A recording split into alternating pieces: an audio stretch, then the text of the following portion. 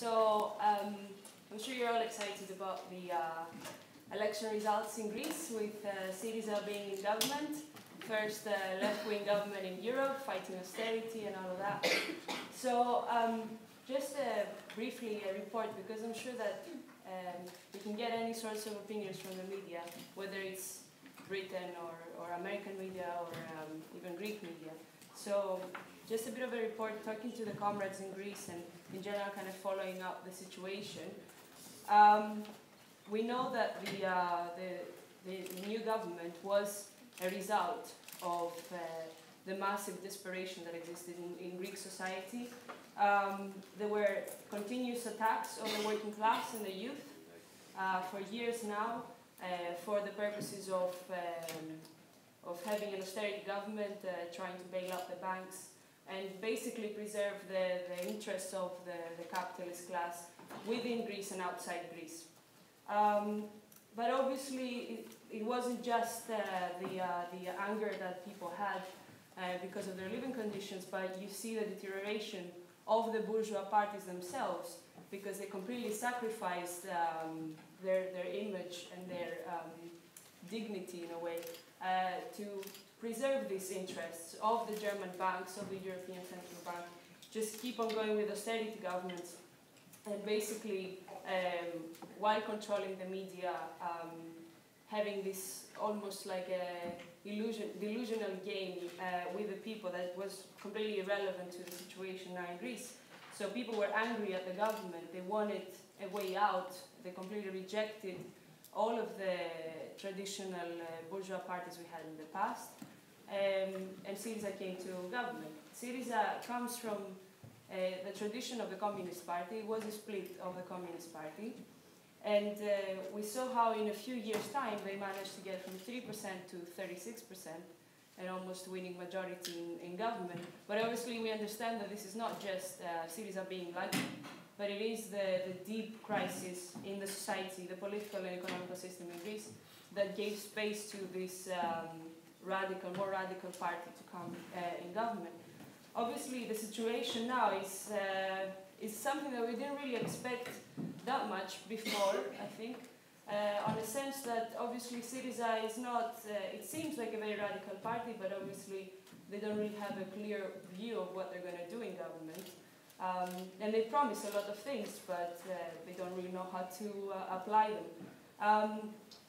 So we see that even so, the first few weeks, the first day that they were in government, they came out having all these huge promises about increasing the minimum wage, getting people back to jobs, people that got fired because of austerity, completely reviving the welfare state and the healthcare system, educational system. So that gave a lot of enthusiasm to people, and not only in Greece, but in the whole of Europe and internationally, because they saw this kind of glimpse of, actually, yes, we can fight austerity. It is possible. If our own government is saying so, then we can do it. But as soon as the negotiations, in a way, started happening, I think the government saw, and people saw around it, the limitations of the capitalist system. That basically, if you want to solve the humanitarian crisis in Greece, there's not really much space left unless you actually come into conflict with all these institutions that are preserving the capitalist interests, exactly because the crisis is so deep. So we've seen how the European capitalists, through their very much hated institutions like Troika and IMF and Merkel's government, how their attitude towards the Greek government is quite clear. They said as soon as the election results came out, they said, well, elections don't make a difference for us, the program should still keep on going. They gave an actual ultimatum to the Greek government that's saying that you should go back to the same old austerity measures and keep on implementing the memoranda. So you see how this kind of blackmailing almost to the Greek government is pushing them more and more and making them realize that there's not much space for negotiation anymore. At the same time, capital is leaving the country. every time Tsipras makes an announcement, all the capitalists go crazy and just take all their money away. And it is a very common question that they make to the Greek government, saying, you're going to run out of money. What are you going to do about it? How are you going to find the money? Soon, you're going to run out of money. So what is happening is that Syriza wants to have this illusion that there's still space for negotiation. And if you see the media that they have, the websites, the newspapers, etc., they're all in almost a ridiculous, optimistic mood that we started discussing with the partners and we started negotiating and there is space for us and all of this. Because basically what they think is that Greece is very much needed in the Eurozone. They're not going to let us get out of the Eurozone. They're going to just do whatever we tell them to do. Even if we are a left-wing government, if we push it enough, they need us so much that they're just going to succumb to our needs. But obviously, it's not very good analysis of the situation, because if Greece manages to have a government that fights austerity, and the Europeans are okay with that, Merkel is okay with that, then what's going to happen with Spain and Italy and Portugal and all of these countries that are in the same situation? Obviously, it's going to mean a spark that the capitalists kind of let in communism come in the Eurozone. So obviously, that's not really the case. But at the same time, although there is this illusion, you see the Greek people, with all this enthusiasm has been building up, they're very, very radical, much more radical than their own government. We've seen protests in solidarity with the government, which is something that you don't really see across Europe. Whenever the Greek government is meeting up with the Europeans, they go out in the street with thousands of people, not only in Greece, but actually in other countries as well.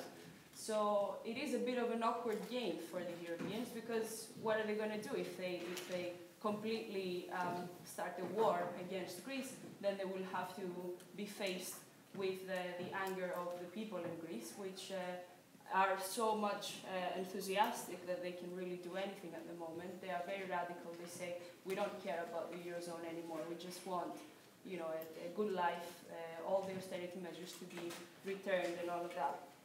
So it is an awkward situation for the Europeans, but obviously there's no way you can solve the crisis by small reforms or by negotiations, because the situation has reached to a point you only can see things in black and white, really. It is a very deep crisis.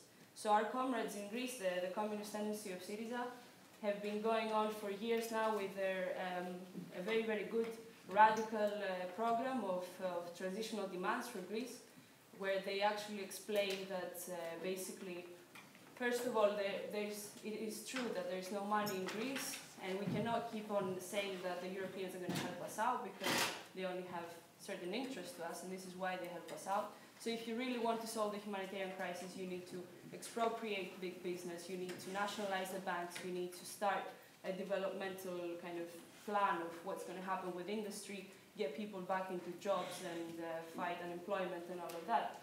So with this program, the Greek comrades managed to get 300 people in favor of that program, which actually led them to have, 2 of our comrades are in the Central Committee of Syriza at the moment. So you see how a small organization like around 80 people that we are in Greece, with the right program can really go far. The right ideas, the actual relevant ideas to the situation in Greece, which is Marxist ideas about internationalism, socialism. And so they have 2 positions in the Central Committee, and also 1 position in the Central Committee of the youth part of Syriza. So they're fighting with this program. They're going out in all the demonstrations that they've been recently in Syntagma Square. And they managed to sell their newspapers with slogans saying that there's no room for negotiations, let's go all out, general strike, just basically push for expropriation of big business and nationalization of banks. I think it's very promising what the comrades are doing in Greece, and it's very, very promising that the attitude of people at the moment and the consciousness of people at the moment in Greece is very, very in favor of socialist, radical socialist measures. And if that happens in Greece, obviously we can all hope for a much better future for Europe in general, but that can only be built with international solidarity. And I know there are a lot of Greek people in London and in Britain in general because of the austerity and all that. And actually, but not only to Greek people, but anyone who is here in the room, tomorrow at 1 p.m. there is a demonstration in Trafalgar Square in solidarity with the Greek demonstrations that are going to be happening because the Eurogroup is meeting again on Monday to reach a decision about what's going to happen with Greece. So we're going to be there, some of us, at 1 p.m. in Trafalgar Square, selling the newspaper. We have some Greek newspaper as well to sell and articles about Syriza. So if you guys want to come around, just talk to me and we can plan something. But yeah, I think it's very, very hopeful what's going on in Greece, and I would urge you all to follow up the news as closely as possible because it really is affecting the rest of the world at the moment. But thank you.